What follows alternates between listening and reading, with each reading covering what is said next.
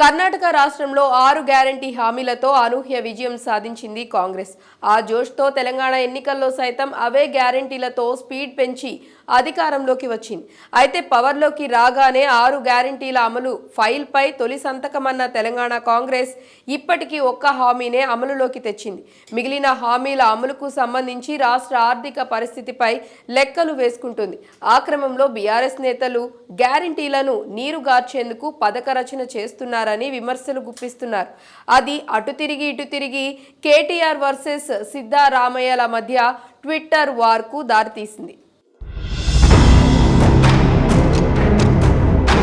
అటు కర్ణాటక ఇటు తెలంగాణలో 6 గ్యారంటీ హామీలు ఇచ్చి అధికారంలోకి వచ్చిన కాంగ్రెస్ ప్రస్తుతం కాంగ్రెస్ ఇచ్చిన హామీల అమలుపై కర్ణాటక సీఎం సిద్ధరామయ్య, బీఆర్ఎస్ నిర్వాహక అధ్యక్షుడు కేటీ రామారావుల మధ్య సోషల్ మీడియా వేదికగా వ్యాఖ్యల యుద్ధం కొనసాగుతుంది. కర్ణాటక సీఎం మాట్లాడినట్లున్న ఒక వీడియోను కేటీఆర్ ట్యాగ్ చేయగా దానికి సిద్ధరామయ్య కౌంటర్ ఇచ్చారు. దానికి ప్రతిస్పందనగా మరోసారి ట్విట్టర్లో కేటీఆర్ సుదీర్ఘ విమర్శలు చేశారు. సిద్ధరామయ్య ఇటీవలి అసెంబ్లీ సమావేశాల్లో మాట్లాడారంటూ ఓ వీడియోను కేటీఆర్ తన ట్విట్టర్ ఖాతాలో ట్యాగ్ చేశారు.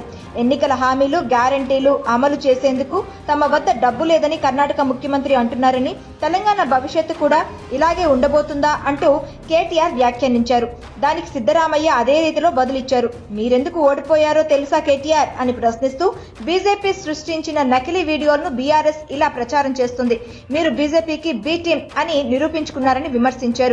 బీజేపీ చెందిన మాజీ ముఖ్యమంత్రి యడ్యూరప్ప గతంలో చేసిన వ్యాఖ్యలను ఇటీవల విధానసభ సమావేశాల్లో తాను ప్రస్తావించినప్పటి నుంచి పూర్తి వీడియోను సిద్ధరామయ్య పోస్ట్ చేశారు. 2009లో ముఖ్యమంత్రిగా ఉన్న యడ్యూరప్ప విధాన మండలిలో చేసిన వ్యాఖ్యలనే తాను ప్రస్తావించానని స్పష్టం చేశారు. దీనిపై కేటీఆర్ మరోసారి మండిపడ్డారు. తెలంగాణలో అధికారంలోకి రాగానే నెరవేరుస్తామన్న కాంగ్రెస్ 6 గ్యారంటీల పరిస్థితి ఏంటి?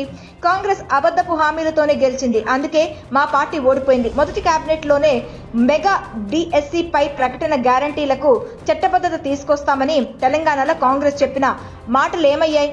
మీరు ఇచ్చిన హామీలు నకిలీవా? ఈ మాటలు చెప్పిన కాంగ్రెస్ నేతలు నకిలీలా చెప్పాలని కేటీఆర్ సిద్ధరామయ్యను ప్రశ్నించారు. ఆ క్రమంలో తెలంగాణ కాంగ్రెస్ పార్టీ కూడా సోషల్ మీడియాలో కేటీఆర్ కు గట్టిగానే కౌంటర్ ఇస్తోంది.